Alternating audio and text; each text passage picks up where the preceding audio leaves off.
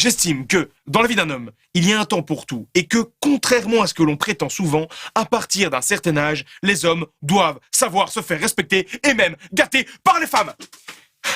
Bonjour, bande d'incultes qui préféraient la pub Carglass qu'un chef-d'œuvre comme Citizen Kane. Pourquoi t'insultes tout le monde comme ça? Mais j'essaie d'être moderne. Ouais, non, on va rester sur les trucs gentils, comme d'habitude, d'accord? Mais non, regarde, bande de petites... Coupé au montage. D'ailleurs, on va un peu creuser le montage et on va parler de l'effet Kuleshov.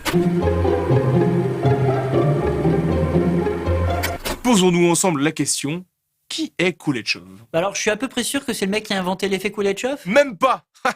T'as l'air malin maintenant. Ah, je dis plus rien, ok.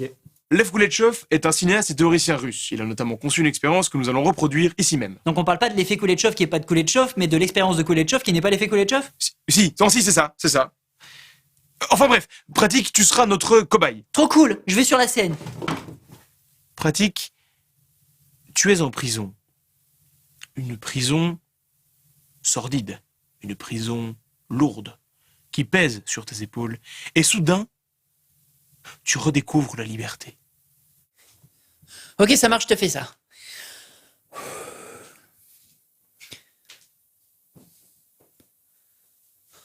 Très bien. Maintenant, autre situation. Tu es en prison depuis quelques jours et tu as faim. Car tu n'as pas mangé du tout. Et là, soudainement, on t'amène de la nourriture. Mais pas n'importe quelle nourriture.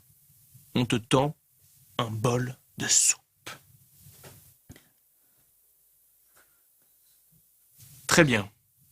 Maintenant, chers téléspectateurs, nous allons voir chacune de ces prestations mises en situation.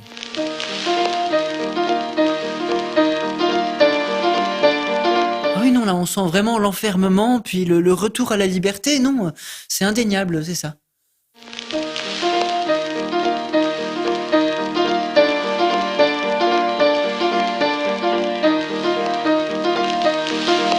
Ah non, et là, cette fois, on voit dans mon regard que je suis habité par la faim et ça vient des tripes et tout, là. Non, c'est fascinant.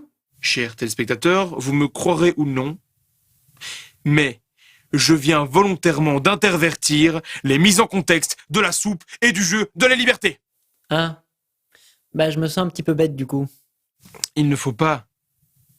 C'est précisément ce que l'expérience tente de prouver, et elle l'a fait, chers téléspectateurs. Sachez-le bien, un montage donne beaucoup plus de contexte que ce qui se cache dans la tête d'un acteur. Car l'expression de cet acteur est plus importante que l'intérieur de sa pensée, ce qui nous amène directement, et je vous vois venir, à l'effet Kuleshov. Pratique, concentre-toi s'il te plaît. Est-ce que, Pratique, tu peux me faire une tête neutre, s'il te plaît?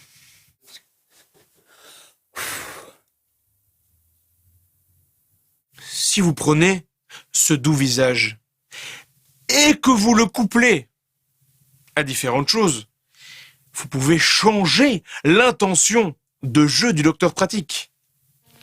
Mettons que je vous le montre suivi d'un plan sur de la soupe. Vous vous direz qu'il a faim. Mais s'il est suivi d'un plan sur une splendide femme, vous direz qu'il la désire. Ou tout simplement, si vous le mettez en face d'un tableau, vous trouverez tout simplement qu'il le contemple. Eh bien, l'effet Kuleshov, c'est ça. C'est la force d'assembler deux plans qui n'ont rien à faire ensemble pour leur donner un nouveau sens. Et c'est pas la même chose que l'expérience de Kuleshov du coup? À peu de choses près, oui. Et c'est sûrement en référence à celle-ci que la deuxième porte le nom de celui qui a découvert la première. Mais l'expérience de Kuleshov est encore plus extrémiste. Elle rappelle qu'on ne retient du jeu d'acteur que ce que l'on en voit, et pas seulement qu'on insère ce qu'on veut derrière un visage neutre. Donc quoi, si je joue mal, si c'est bien monté, ça se verra pas? Si, quand même, si, ça se verra. Si tu joues mal, on va le voir. Mais si tu n'arrives pas à faire le deuil, mais que tu fais la même tête, par exemple, quand tu penses à la Game Boy que tu as pété quand tu avais 5 ans, eh bien rien ne t'empêche de penser à ça. Il faut bien se dire que les pensées, ça se voit pas sur un écran. Les émotions, oui. Et le montage les oriente. C'est pour ça, par exemple, si un comédien doit rire de façon crédible dans votre prise, mais qu'il n'y arrive pas. Or, entre le clap et l'action, le comédien lâche un énorme rire parce que l'ingé son a fait une grosse blague, eh bien, vous pouvez prendre dans votre montage ce passage-là. personne ne le saura. Alors, allez-y, prenez-le. Et donc, pour tout ça, on dit merci à Monsieur Koulechov. Exactement. Pour conclure, chers téléspectateurs, une petite anecdote. Une fois n'est pas coutume. Avez-vous déjà vu Marathon Man ? Moi non plus, mais je connais une anecdote fort sympathique à son sujet. Le film met en scène Dustin Hoffman et Laurence Olivier.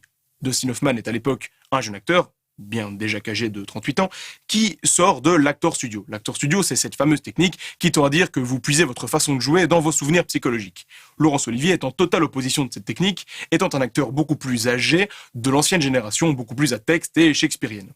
Un jour, pour une scène où Dustin Hoffman doit être essoufflé, d'où le titre Marathon Man, car il court un marathon, il court autour du pâté de maison, et ce, à plusieurs reprises. Et Laurence Olivier, l'observant, lui dit « Mais Dustin, pourquoi cours-tu autour du pâté de maison ?» Et Dustin Hoffman lui dit « Mais Laurence, pour être essoufflé !» Laurence Olivier lui dit « Tiens, mais c'est marrant, moi si je veux être essoufflé, je fais juste... »